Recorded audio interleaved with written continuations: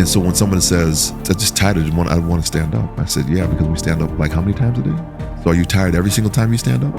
Why'd you resist me asking you to stand up? You stand up when you go to the lunch. You stand up when you go to the bathroom. Why are you resisting my invitation to stand up? We resist it because we have a fear of the unknown. We have a fear of, I don't know what's going to be asked of me. Judgment, I'm going to be seen. All of it is valid points. But are they?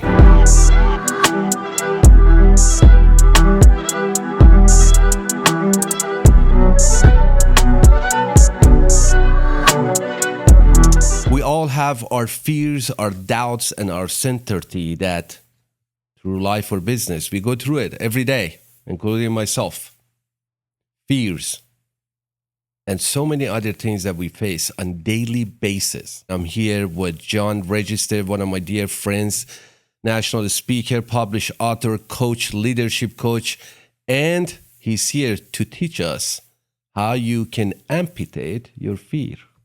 John, welcome to the show. I am so excited to see you, my friend. I am so happy that you are here. You came all the way down to Austin and be here. And thank you so much. I really appreciate it. Absolutely. And happy to have a great conversation with you today. Take me back to 1996 because you have an amazing story. As a former military and veteran. Just take me back to 1996. What happened?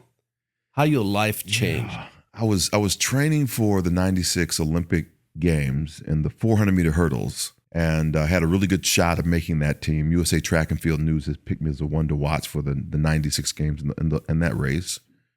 And the reason I had a great shot at it because I was a world-class athlete and had gone and competed in the 1992 and 88 Olympic trials, and was on my way to what I thought was glory and winning medals at the Olympic Games. I was also a military officer candidate. So I was about to go to officer candidate school. But on May 17th, 1994, I misstepped a hurdle during a training session while I was serving in the United States Army. That fall dislocated my left knee. It severed the artery behind my kneecap. And 7 days later, I had the choice, use a walker or a wheelchair for the rest of my life, or use a prosthetic for the rest of my life. So I chose door number 2 and became an amputee. So that was a big shift that happened in 94 that disrupted my training to the 1996 Olympic Games and disrupted what I would do to become a military officer as well. Why did you use empathy? Why you didn't use, I want to be in wheelchair? Well, it was for, number one, mobility, for getting around. As I was thinking about it, I said, would I want to use a wheelchair? My leg was going to be fused, my knee would be fused, so it would stick out. I wouldn't be able to bend it. So getting access, like sitting on aircraft, where the leg would have to be out. I thought if I just amputate the leg, it'd be a little bit easier for me to get around. The second reason, and probably more primary reason, is because the pain was so great at that time. I was in tremendous pain. And I thought that my male deductive reasoning, if I just get rid of my leg, I can get rid of my pain. And so that became one of the cornerstones of why I chose the amputation. You know, I see you here sitting in front of me, and that's what I asked you, why you chose that. And as a normal person, or a lot of people out there, we go through a hard times right now. Mm-hmm. What we are afraid of. What drives you? We, as a normal people, we missing it because the mind is everything.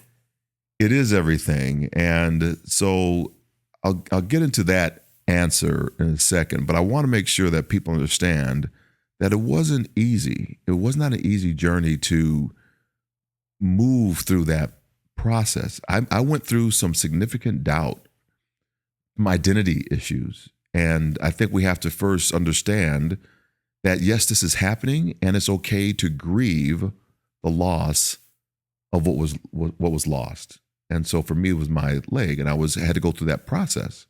And I call it the reckoning moment. That's the reckoning that all of us will face at some point in our life. Whether it's a small reckoning, you're at the 8th grade dance, and you're on the opposite side of the wall of the young lady you want to go dance with, and you're like, I don't know if I want to go over there. What if she rejects me? And so all these what ifs come in, and that fear begins to drive our behaviors.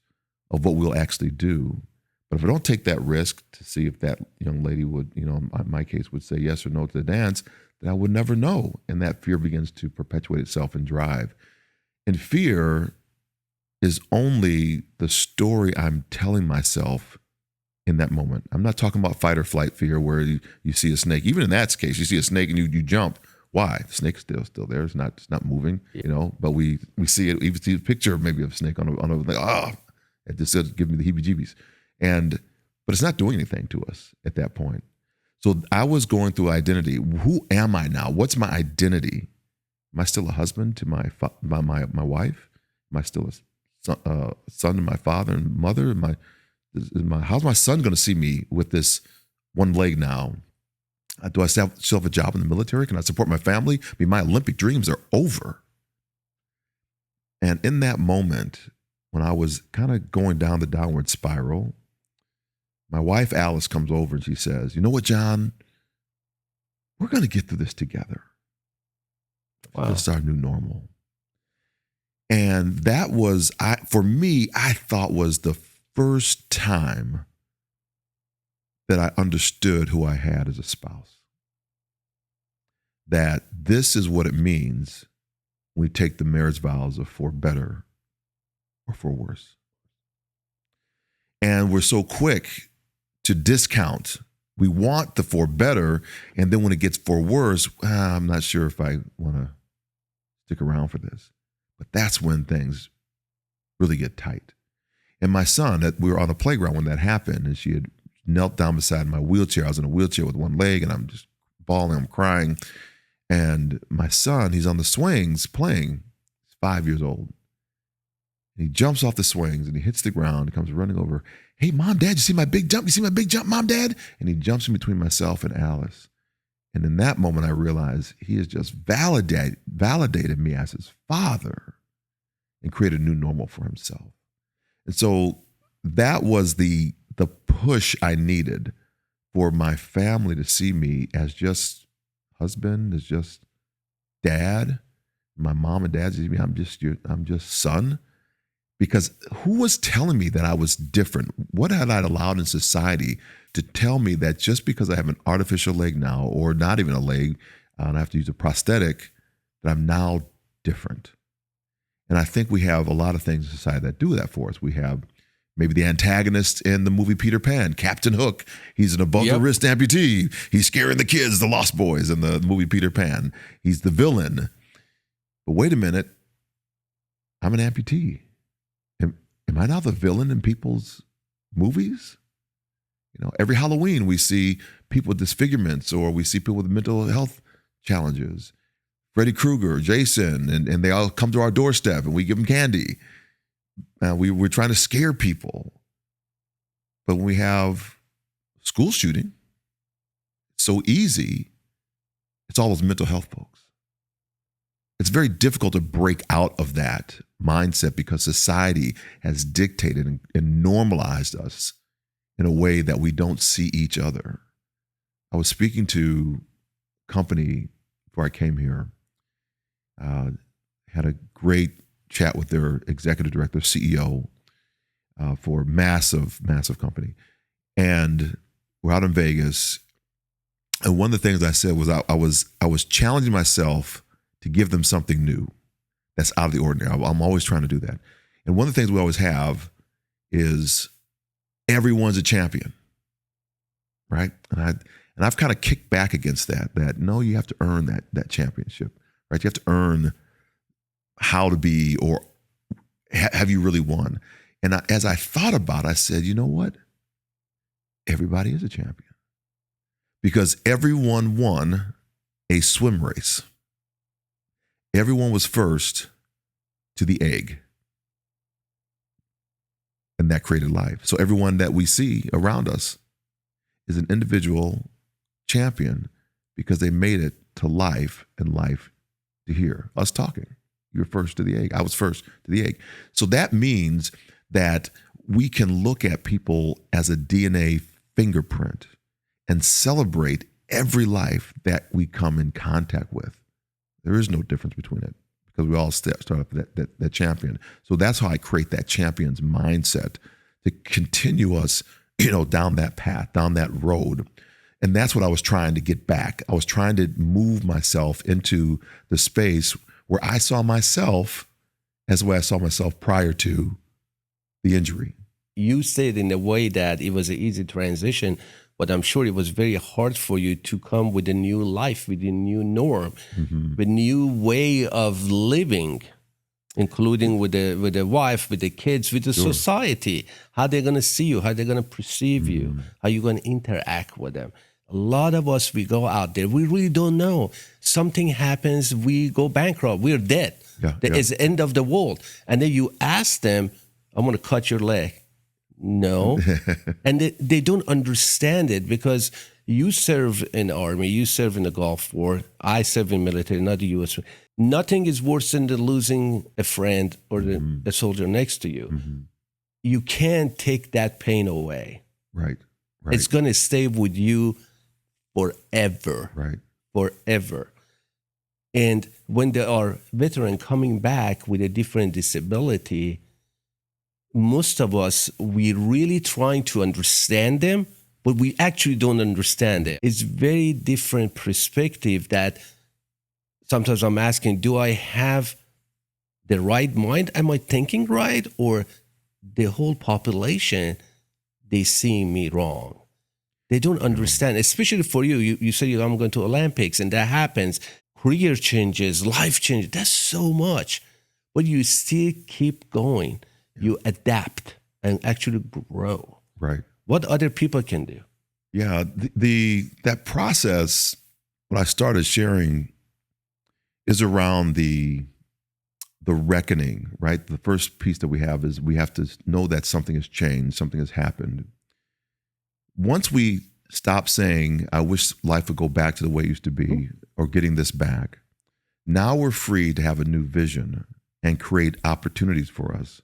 So I don't become an Olympic class athlete. I actually, fast forward, become a Paralympic athlete and swim in the Paralympic Games in '96, and then win a silver medal in the long jump in Sydney, Australia. So I find this parallel path, and they're all around us, but we can't see them until we actually grieve the loss of what our reckoning moment is. So that's our revision moment. And for me, the revision moment happened exactly 1 month after I had the amputation, where I was in the most pain, because I thought, my male deductive reason said, get rid of my leg, get rid of my pain.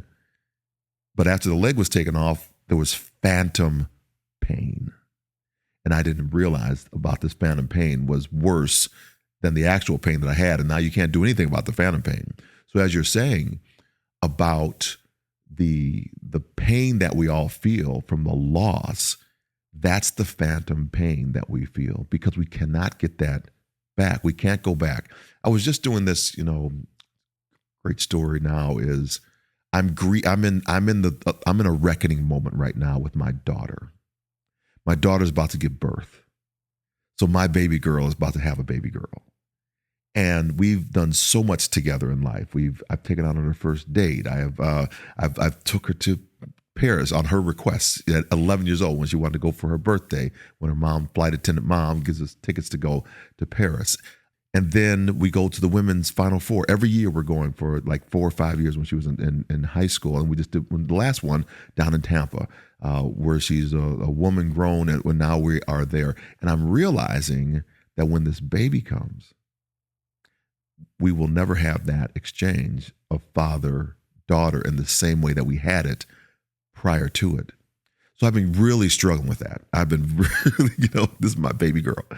And I was on with 2 women on a mastermind, and they were really saying, oh man, that's such a special time.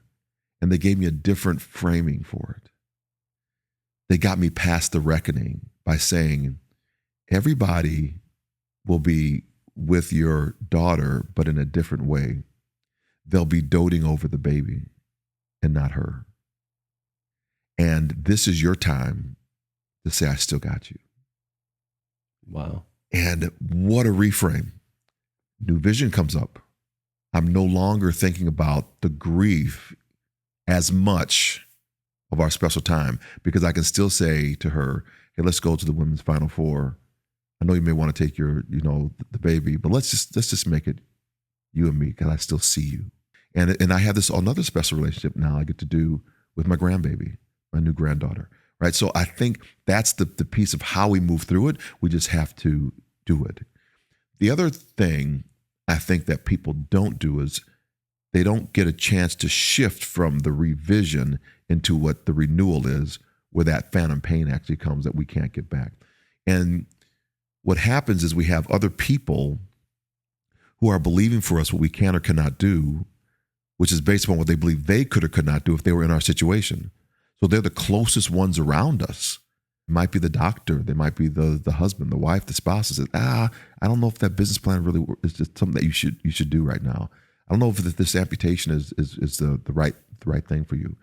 And maybe it is, maybe it's not, but it's your vision. You are the one that has to execute against that vision, no matter what anybody else is saying. And that takes some grit to do when somebody else might be saying it's not the best thing. Did you have any people in your life that after the amputation, they said, "Oh, John can't do that"? Yeah, many people. Really? Many folks.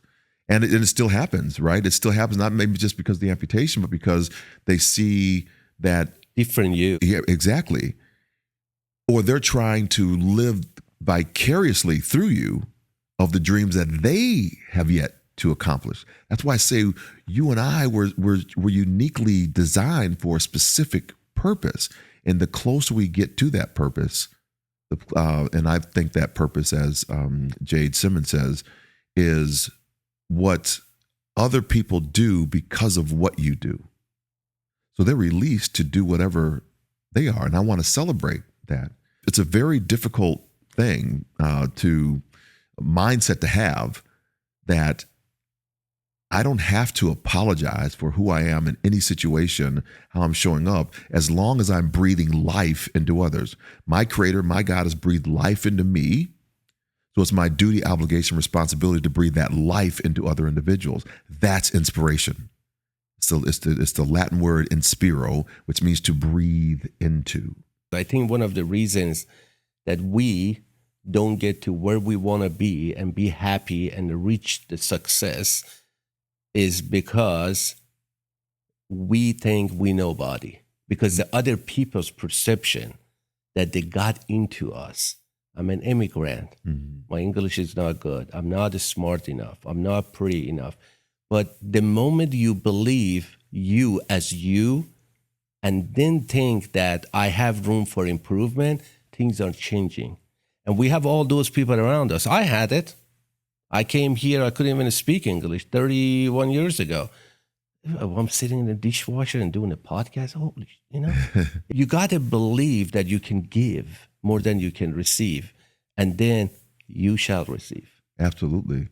It's a law, right? Because anytime you plant a seed, it grows. And that doesn't mean if a good seed is going to grow good fruit. If it's a bad seed, it's going to grow bad fruit. So you can't, whatever you're planting is going to grow. You can tell a person by what's following after them in life. I've always lived my life like that. I look at a person's what's going after their life, and I see if nothing but debauchery or destruction is happening after them, I know they're taking from others and they're not giving life to other individuals. So I have to now a choice. Do I want to stay around that, or do I want to stay around somebody that always is breathing into other individuals? It's not that they're, good, bad, and different. I'm just saying that they're giving life. They're breathing into somebody else. They're not there to take, and take. And why are you are a giver. I was studying you. I read about you. You're a servant. You're a giver with all your speaking event, with your coaching, with your, talking to different leaders, 16 countries, travel. You've done so much. You have so much under your belt. Why you are a pure heart servant? Because it's my faith, right? It's my faith in God. It's because I believe that has come to me, right? I was given the greatest gift of life. And so is it not my responsibility to serve in that capacity? But God took something from you. No, I would never say that. I would say that the enemy took something from me. devil takes something from me because he came to kill, steal, and destroy. But some people, they have that perception. Oh, for sure. But I don't have to subscribe to that perception. You know, I can say that I don't believe God has ever taken anything from me. It's only adding to me. And we can look at this as loss, or we can look at it as leverage for the life that we want to live. Made you stronger? I wouldn't say it's in the moment that we see it, but if something's going on with us, is it happening to us or happening for us? And if we think it's happening to us, then maybe I see it as a loss. But if it's happening for me, then I can see that how I can push that into somebody else and help them through their life's journey. And maybe I'm just the vessel that it's being used to do that. I never think it's about me doing it. It's about how what needs to come out and through me helps somebody else. And if I block that, if I stop it, let's give an analogy. We often hear of the cup half empty or cup half full, right? We always hear that. So number one, my perception is I'm just grateful that there's something in the glass, right? Can I just be thankful that there's something there? And if my cup is always being poured and it gets to be filled and it can't be filled anymore, that means I'm not releasing anything out and pouring it into somebody else's life. I can't water the plants that are here. I'm just making a mess because my lid is full. Somebody's trying to pour into me and I'm creating a mess. So I want to make sure that it's a sieve. It's a flow through. So as my God's pouring into me, I'm pouring out into others. And it's a pass through. I just become the vessel for the pass through for it. But John, this is a reality, brother. Not all of us thinking like that. Yeah. This goes back to the leadership. Why are leaders don't think like that? As a leader, one of the things you telling me right now is being a servant. Is that? Absolutely. You have to help your organization. You got to give. There's a giving that is so, if you come from a spirit of just the give, right? If I just give, you have just planted a seed. That seed will then take root. It's going to grow. And I was just telling this group the other day. I think it was yesterday. So I was telling them that we have the Olympic motto. You know, the Olympic motto is Citius, Altius, Fortius, the Latin word for swifter, higher, and stronger. And I said, notice that those words are not written in the superlative of the word. It's not the highest form of the word. It's not written as swiftest, highest, and strongest. It's written with an ER suffix. So I can be the swiftest today, but I can be swifter tomorrow. I can jump the highest today. I can jump higher tomorrow. So if I take that mindset, right, in our analogy that we're saying here, if I am a servant, I want to be the greatest servant so that I can create greater servants. Why you think our leaders are missing that? I think they're missing it because we are in a space of I want to gain, I want to get, and the more money becomes the what I think it was Simonson that said it becomes the finite game, right? It's not an infinite game; it's a finite. So I'm only trying to amass more, and if that's just the case, then you'll never equate. You'll never make the more. You only make it through multiplication of how you're doing it with other individuals, and that's my opinion for it, right? You want to 10x it, right? You have talked to so many leaders. You coach them. You speaking. Yeah. What are the common things? What is the one common thing you see between all of them? One is identity. Identity is the thing. When I do my podcast, right? Identity comes up and ego comes up. Those are the number one, number two things almost every leader says. That's amazing. I had to deal with my ego. I had to amputate my ego. You said amputate your fear, amputate your ego, and go high level. Absolutely. So that's what comes up most of the time. I had to let go. And what they say afterward is, when they're talking about the ego, is I can't do it all. So I have to release it to other people that I trust. And so now they begin to say, who do I want on my team that I can trust? So they're really looking very hard. And when they go another level beyond that is, I don't want anybody that looks like me. I don't want my same skill set.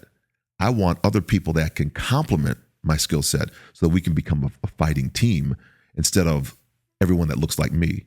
Everybody has to line up and do what I say do, because it never works, because you become the bottleneck to every decision that happens.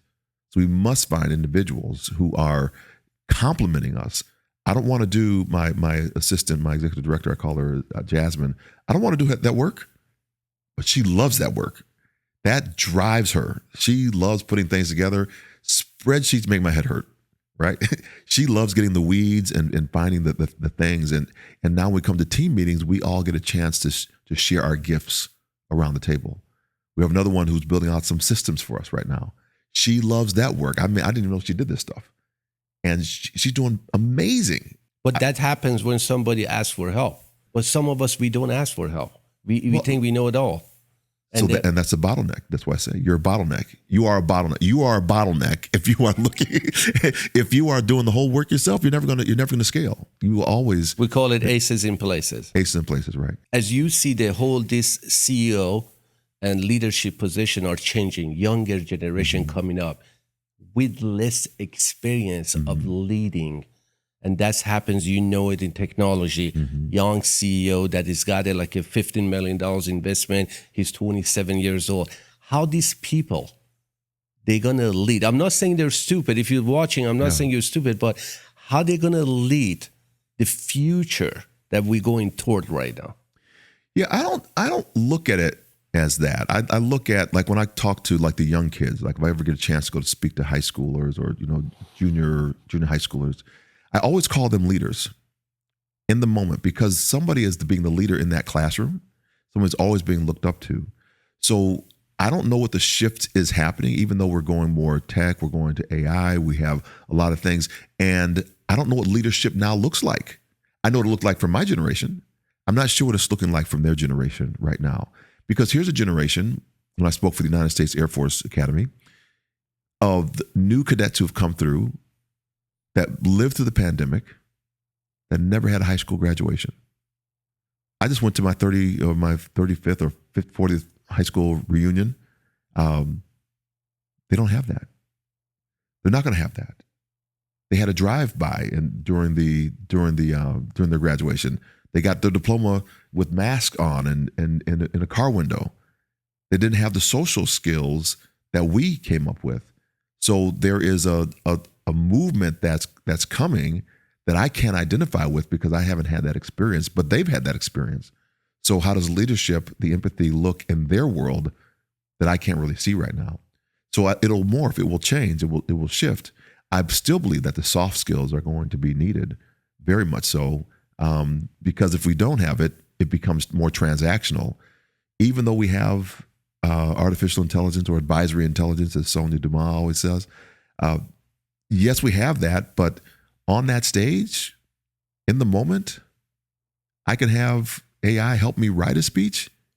It's not going to deliver that speech and shift in the moment the way I shift, right? When I asked the first question, my conversation yesterday was it was innovation and the champion's mindset to this massive company. I started by saying, what's the one word that comes to your mind when you hear innovation and the champion's mindset? And I threw it up, used the AI, threw it up on a slide that we built a word cloud around it, and that drove where the conversation went. How many speakers do that? Can AI actually jump in and ask the question? It can ask the question, but it can't read that room that fast with my experiences to understand where I can shift it. Maybe we say it can, but with the emotion, with the content, I can look at you in the eye and see what you're thinking right in the moment, and then shift right to the CEO and then go over to the other person. It's that is what we want to bring into the conversation. It makes us more human. And going back to leaders, that's where we have to be. We have to be the ones to coach the younger generation to say, these are the skill sets. You have the technology, you have this, you're building these multifaceted companies, but the skill set is still needed, that one-on-one communication with individuals. And so let me help you understand how to do that. So that's what I would offer. I talked to some of the younger generation people, and I told them, hey, would you just call that person? No, I send them a text. Yeah. They don't want to get engaged. I don't know, is it a fear of engagement? Is it social anxiety? I don't know what it is, but that conversation that you and we have, or that simple phone call, that changes everything. Right. AI cannot replace that. Yes, texting is good. Hey, but when you pick up a phone and you call your mother and say, Mom, I was just thinking about you. I love you. Yeah.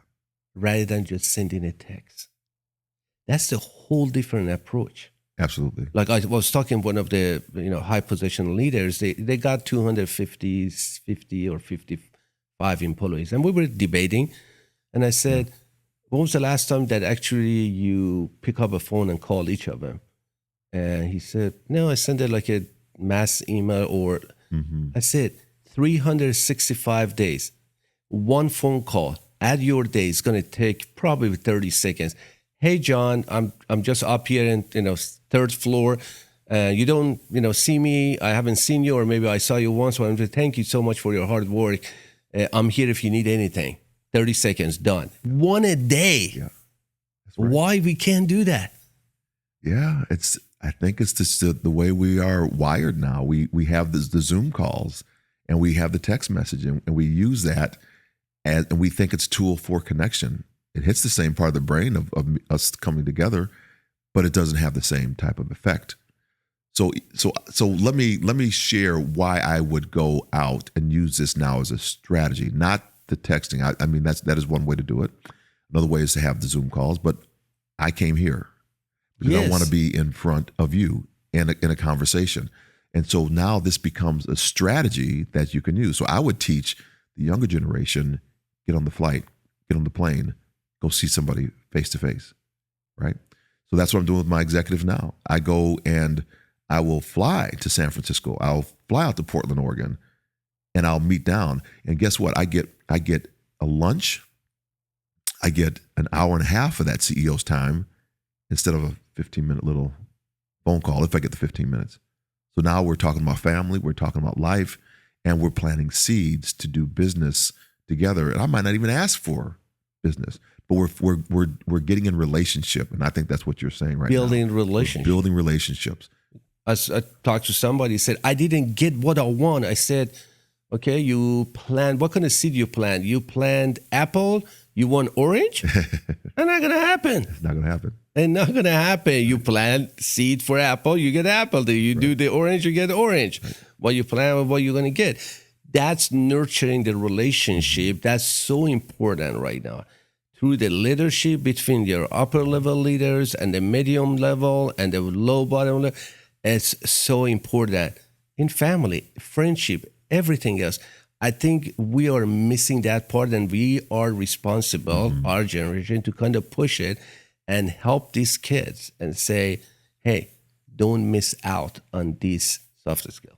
I think the other thing we can do, and I'm a big proponent of this, is just there is a power in saying no. It was hard for me. Very much power, right? It's very hard. It's hard to do. It took me so long, John, to learn how to say no.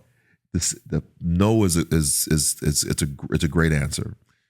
And so if I say to a person, no, I need to see you in person before I close this deal. But you got to be willing to walk away from the deal. If the person says, well, we'll just go find somebody else. I'm good. Because I want to build a relationship. That's one way to force people to understand the value of the handshake, the value of a relationship, looking somebody across the table eye to eye. It's a great, not only just a great skill, you wouldn't go, I mean, with my wife, I wouldn't have come up to her after the first day and said, oh my gosh, you're the woman of my dreams, let's get married tomorrow. It ain't gonna happen. It ain't gonna happen. Yeah. Now she's in the right mind. But I want to do things for her. I want to show her how much I care about her.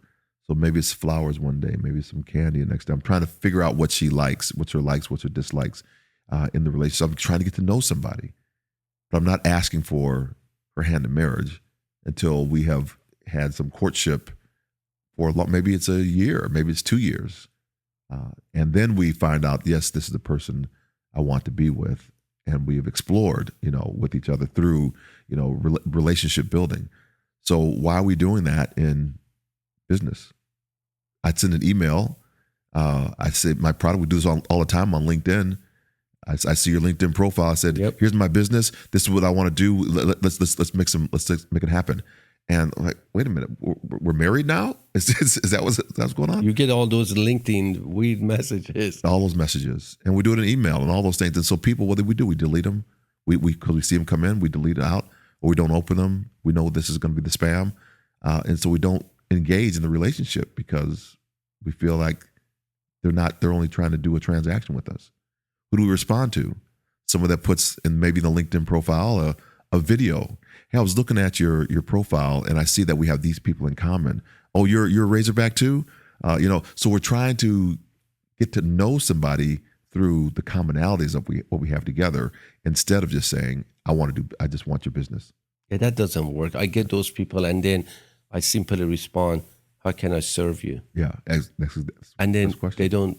They're gone. Respond back. Yeah, they're gone. I said, whoa, this guy is weird. Yeah. I said, no, it's just, you got to build a connection. Yeah. You have to connect with people and learn and educate yourself. Then you can, give them your offer. Right. It's not like right off the bat that you said, hey, let's get married. Exactly. It's not going to happen. But right now, what is the one thing that you focus a lot right now? Is it the speaking or leadership coaching? The speaking drives everything. So when I say speaking, I'm a business person who just happens to have a story that people engage with because I don't do it one directional. It's not me pontificating what I'm thinking onto and projecting onto somebody else. We're going to have a dialogue and a discussion about it, even in a room of 800 people. I want to make sure that you are discovering. There's this whole model, I think it's built in 1955, Joe Harry window model. And so I won't go through the whole thing, but one of the windows is, in the blocks of the 4-quadrant model, one of the windows is the unknown. So things I've yet to discover about you and things that you have yet to discover about me. So I have failed if I have not understood or gained anything from my audience that I've been in front of for that 45 minutes to 90 minutes that we are sharing this time together. What I want to do is make sure I'm learning 2 or 3 things from the audience that I can actually put into the presentation in real time because they're discovering based upon some story I may have shared. So I'll give you an example. Sometimes I'll do an activity. It's called the change experiment, where I have people stand up and then they find a partner, they face their partner, they take a step closer to their partner, they look their partner up and down with significant intent, and then that's freaking people out. And then they go backwards, they make one change about their appearance without their partner knowing. They turn back around, they guess the one thing that was changed, and they sit back down. So why would I do this? So the first thing I'll say is, what was the first action I invited you to do? And a lot of people get it wrong. And somebody will say, stand up. I say, absolutely stand up. How many said, oh my gosh, another freaking speaker is about to ask me to get up and move out of my comfort zone? And they're all like, oh, all right. So now I say, what's the product that you're trying to promote and get out? Do you think people are standing up for your product right now? You got this great idea. Are they standing up for you? Or are they doing like you just did me? Why do we got to change? Why do we got to move this? And I just want to sit here. Just talk to me, dude. I haven't even had my coffee settled yet. Right? So they're resisting what you're putting before them. So then we say, okay, what's the next sequence? And they get the next sequence wrong. The standing up, the looking at each other, all that stuff. And I say, now you got a product and you don't even know how you're going to market it because you can't even get the sequence right. Right? Like, oh man. And so now they're scrambling. They're taking notes. They're taking pictures of all the slides because they know that this is exactly the behavior that they're going through. And we go all the way through this whole process of them self-discovering and reflecting it back to me. And then when I invite them to sit back down, I say, how many of you put yourselves right back together? And like 90% of the room, they all went back the same way they were before we even started the activity. And I said, because change is never sustainable. I said, you haven't learned one thing in here. You've gone through this conference for 3 days, and you're going to go back and do the same thing that you just came here with. You have to shift. You have to change something if you're going to want to make a change. You can't just be the same person. So it's a very easy exercise, but they're discovering their own resistance to change. They're discovering how much they revert back to the same way it's going to be. And now we give them an action step that they can actually implement. Shifting and changing. I talked to somebody, said, yeah, you say it's easy. It's not easy to shift and change. for something you have done for so many years and step out of your comfort zone. I said, no, the first step is important. Mm-hmm. But why you think people is it like a really fear of stay out of the comfort zone or unexpected changes, unknown territory? What is it? It's all the above. And I'll ask them that question. And we'll popcorn answers around the room. And many people will say, I don't know what's going to happen next. What are you going to ask of me to do? And so every year, right? And you get them thinking. Right? And they're saying, I don't know what you're going to do. And so when someone says, I'm just tired. I want to stand up. I said, yeah, because we stand up like how many times a day? And they go, oh yeah, right. So are you tired every single time you stand up? So why'd you resist me asking you to stand up? You stand up when you go to the lunch. You stand up when you go to the bathroom. You stand up when you go to bed. You stand up when you came down here and walked down to this conference room. Why are you resisting my invitation to stand up? So that gets us into that conversation. We resist it because we have a fear of the unknown, of what's going to happen next. We have a fear of, I don't know what's going to be asked of me. Maybe I'm going to judgment. I'm going to be seen, right? So all of it is valid points, but are they? Because we said earlier in the show that fear is a story we're telling ourselves that has not yet happened. Do you think it's an illusion? It's an illusion, right? I love it because you believe what I believe. Yeah. I think fear is an illusion. It's an illusion. And a lot of this, because we haven't tested it, we haven't tried it, but neither have we tried faith. And that's faith is something else that's right. Like I want this bottle of water that we have here, right? And I believed that the person who I asked to bring the water was going to bring it to me. I didn't know if it was going to show up or not. I just asked for it and it showed up. It was physically in my presence coming to me when I believed that was on the way. I have a question for you because you were in the Gulf War, you're in the military. I want to go back to that. Uh-huh. I was in there when the bullets is coming toward you. I don't know what it is, John. You get to the point that you're not afraid of anything. Mm-hmm. And then when you come back to civilian life, you said these people are crazy. Why they're afraid of this? You get to the point, I always tell everybody during my time, I was in the Iran-Iraq war. Mm-hmm. And then I said, I lost so many of my soldiers and I was in a squad leader anyway. But you get used, you condition yourself. I might die in the next hour, 5 minutes. Right. But you're okay with it. I don't know what it is. You accept it. And then when you come out of that and you go to the civilian life or to the real world here and say, what's wrong with these people? Why they're afraid of? Because we condition ourselves. There is a phenomenon that happens. They started, scientists were looking at it with World War II and the drops that were happening, bombing runs, drops that happened in England. And so the sirens would go off and then part of the city would be hit and, from the bombs that were coming down. And eventually people wouldn't even go into the shelter. They were just walking around the street because it didn't hit them. When the bombs fell, it wasn't in their part of the city or whatever, right? So they just went out and did whatever they were going to do, and they didn't go down there. So there's I don't know what that phenomenon is called, so I apologize. But that's the conditioning that happens. So we become invincible because we survived the firefight. We become invincible, and when we get back home, that does not go down. It creates a gap, and so now we're at this level, and we've elevated from down here in our mental state of what is possible because we survived it. But we didn't, we just got, didn't have our name that day, right? Yeah, I always told everybody your name wasn't up. Your name wasn't up, right? And so now you go back again and the gap gets even wider. You go back again and the gap gets wider. So there is this, we need to find ways to get ourselves back down to what I don't want to call it normality, but get back to the state that we were in prior to us leaving for that conflict, because we're seeing things that is not natural. It's funny, not that, but it's funny, the difference between my wife and myself. We are totally different creatures. Mine too. We are totally different. I don't even want to own a gun. My wife, she's got all kinds. She got Glocks. She's got everything in the house. That's good and backward. What happened to me in that moment when we talk about the war is I realized that a bullet that kills somebody destroys an ecosystem, an entire ecosystem. So maybe that person that signed up, that served, was the only person that pumped gas in the community that they were living in. They were the only one that had the grocery store that could get this thing done for the community. And when that life goes, that whole ecosystem is gone. It doesn't come back. It's just destroyed. And I said, how do I have a right to take that ecosystem?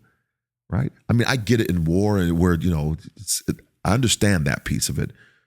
But what I don't understand is how we can be so callous with something that we have never created. And I feel I have a right to take that from somebody. That messed with my head for a little while. That I'm destroying ecosystems of a life. And I don't know what their family was doing back wherever and how that's now messed up because of me, or what if somebody had got my life, or what's the ecosystem that would have destroyed for same me? thing. Same thing, right? So now son doesn't have dad, can't go and ask the question that he needed to ask to make something else happen that was going to save another life, the cure to cancer, the cure to whatever. We've destroyed it, right? And we don't think that far ahead. We can't see the value of going back to our earlier conversation of you were the winner. You were the one person that won life to be here, that earned the right to be here. And now just taking that from you.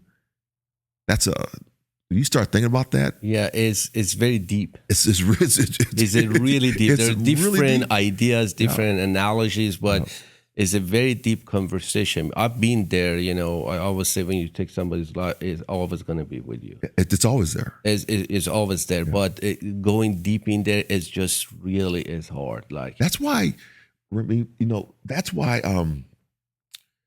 Vietnam veterans, they went back to Vietnam to make reparations with the families because of what war cost on the inside of a person, right?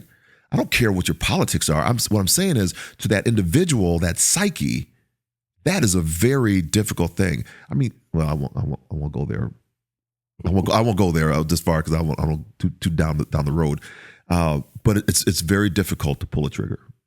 It's very, very difficult. It's a very difficult to pull a trigger. And then when you do it, there's no way back. There's no way back. Everybody's saying that there is no way back. It will stay with you until ages. I don't think we understand. It's very hard. Depth. It's very hard to explain to ordinary people that they haven't done it. You're right.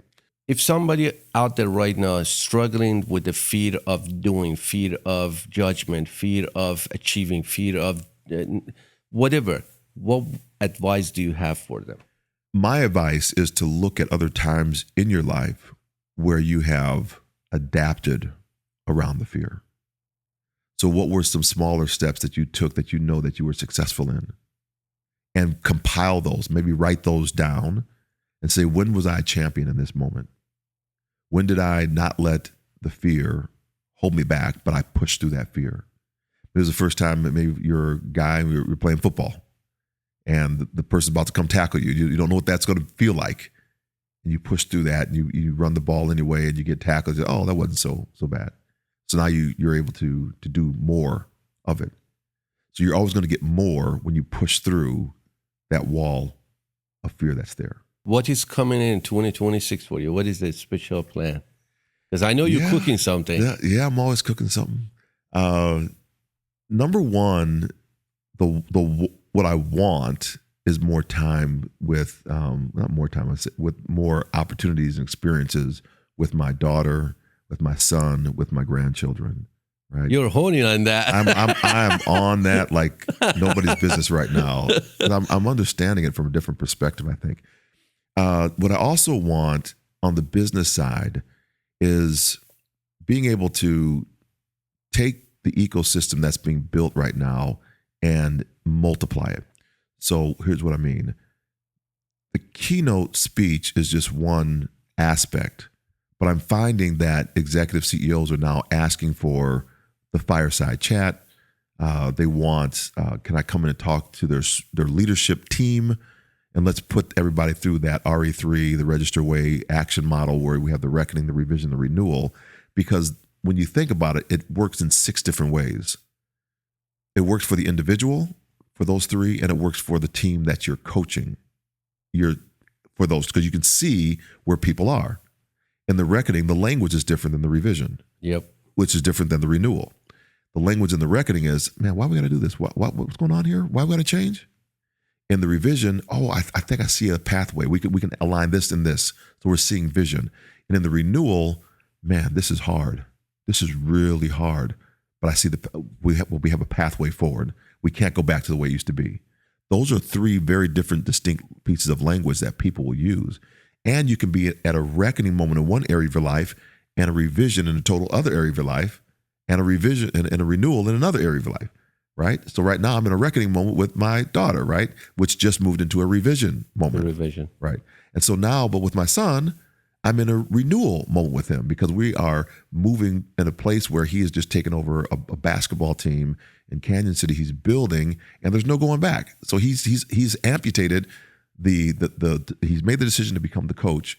So he's amputated the fear of whatever that might have been to be the head coach. And now he's building the program, and he's running into all the obstacles and the hurdles and the phantom pain of doing it differently, all this stuff that he's moving forward right now. And I can help him through that piece as he's building it. What would you tell a person right now laying down the hospital bed and tomorrow they're going to amputate his leg or arm, whatever? He or she is going to face a new life, a new challenge, which is they don't know, they haven't seen it, they haven't felt it, they can't even imagine, they're scared. What would you tell that person right now? Yeah, it's hard because everyone is so different. I would offer to understand who your network is of friends or family that will not allow you to fail. Because there are going to be some dark days, there are going to be some tough days, because you're going to have to relearn everything.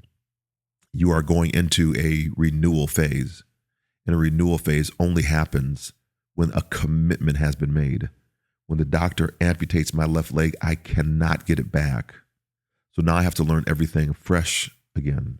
I have to learn how to move a wheelchair to a prosthetic appointment. I have to learn how to put on an artificial leg. I have to learn how to walk on the walker, walk between the 4-bar on a walker, crutches to cane to free walking, maybe to running. All these things are going to be new and fresh. So make sure that you understand you are in a new spot right now. There's no going back to the way it used to be. And you have this incredible, incredible life that's going to be ahead of you. But you have to have the vision to see it. John, thank you so much, man. It's always a pleasure talking to you, chatting with you, learning from you. I listen to all your, podcasts and listen to your speeches. It's amazing, man. It's amazing. Oh, thank you. Thank you for being here. I look forward for many, many years of friendship. Absolutely.